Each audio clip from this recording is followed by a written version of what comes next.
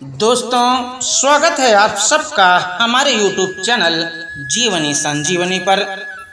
आप सबको नमस्ते, प्रणाम। तो कैसे हैं आप सब? आई होप आप सब बहुत अच्छे होंगे। दोस्तों, चलिए हम आपको एक कहानी सुनाते हैं। यह कहानी है जो कुआं खोदता है वही गिरता है शीर्षक से। दोस्तों, चलिए शुरू करते हैं। दोस्तों, इससे पहले कि हम कहानी में ले चलें, आप हमारे चैनल को सब्सक्राइब करें और वीडियो को एक लाइक जरूर करें और अपना प्यारा सा कमेंट अवश्य दें। तो चलिए शुरू करते हैं। एक बादशाह के महल की चार दीवारी के अंदर एक वजीर और एक कारिंदा रहता था। वजीर और कारिंदे के पुत्र में गहरी दोस्ती थी। हम उम्र होने के कारण दोनों एक साथ पढ़ते खेलते थे। वजीर के कहने पर कारिंदे का लड़का उसके सब काम कर देता था।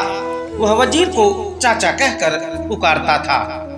बादशाह कारिंदे के पुत्र को बहुत प्रेम करता था। बादशाह के कोई संतान नहीं थे, इसलिए वे कारिंदे के पुत्र को अपने पुत्र के समान ही समझते थे। बादशाह ने उसे महल और दरबार में आने जाने की पूरी छूट दे रखी थी। कारिंदे के पुत्र के प्रति बादशाह का प्रेम देखकर वजीर को बहुत ईर्ष्या होती थी। वजीर चाहता था कि बादशाह केवल उसके पुत्र को ही प्रेम करें। यदि बादशाह ने उसके पुत्र को गोद ले लिया तो बादशाह की मृत्यु के बाद उसका पुत्र ही राजगद्दी पर बैठेगा। वजीर की इच्छा के विपरीत बादशाह का प्रेम कारिंदे के पुत्र के प्रति बढ़ता ही गया। बादशाह वजीर के पुत्र को जरा भी पसंद नहीं करते थे, इसलिए वजीर कारिंदे और उसके पुत्र से मन ही मन ईर्ष्या करने लगा। वजीर ने कारिंदे के पुत्र को मारने का निश्चय किया। वजीर ने कारिंदे के पुत्र को रुमाल और पैसे देकर गोश्त लाने के लिए कहा। वजीर ने कारिंदे के पुत्र को अच्छी तरह समझाया कि गोश्त बाजार में गली के नुक्कड़ वाली दुकान से ही लाना। कारिंदे का बेटा रुमाल और पैसे लेकर बाजार की ओर चल दिया। उसने देखा कि उसका मित्र वजीर का बेटा भी वहां पर खेल रहा है। वजीर के लड़के ने कारिंदे के पुत्र से पूछा कि तुम मेरा दांव खेलो, मैं जाकर गोश्त ले आऊंगा। कारिंदे के पुत्र ने उसे पैसे और रुमाल देकर दुकान का पता बता दिया। इस प्रकार वजीर का पुत्र गोश्त लेने चला गया और कारिंदे का पुत्र दांव खेलने लगा। वजीर के पुत्र ने दुकानदार को पैसे और रुमाल देकर कहा कि इसमें गोश्त बांध दो।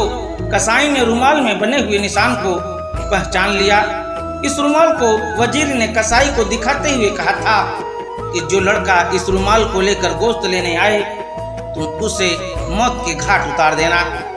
कारिंदे के पुत्र को मारने के लिए वजीर ने कसाई को पैसे भी दिए थे। कसाई ने अंदर भट्टी जलाकर सारी तैयारी पहले ही कर ली थी।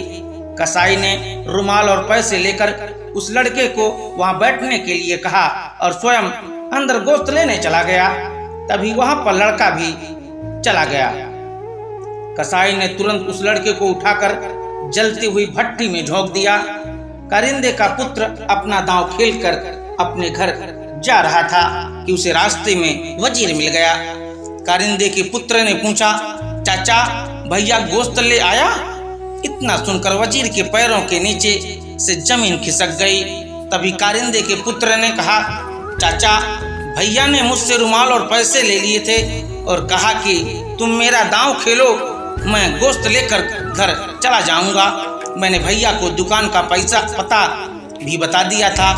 वजीर की आंखों के आगे अंधेरा छा गया और उसके मुख से एक भी शब्द नहीं निकला। अपने पुत्र को याद करता हुआ वजीर अपने घर चला गया। वजीर कह रहा था कि जो दूसरों के लिए कुआं खोदता है उसमें स्वयं गिरता है। दोस्तों, इस कहानी से हमें यह शिक्षा मिलती है कि हमें कभी भी किसी का बुरा नहीं करना चाहिए। दोस्तों, ये थी कहानी। अगर कहानी आपको अच्छी लगी हो तो कहानी को आप अपने दोस्तों में शेयर जरूर करें। मिलते हैं कल एक नई कहानी के साथ। तब तक के लिए सबको जय हिंद, जय भारत, वंदे मातरम।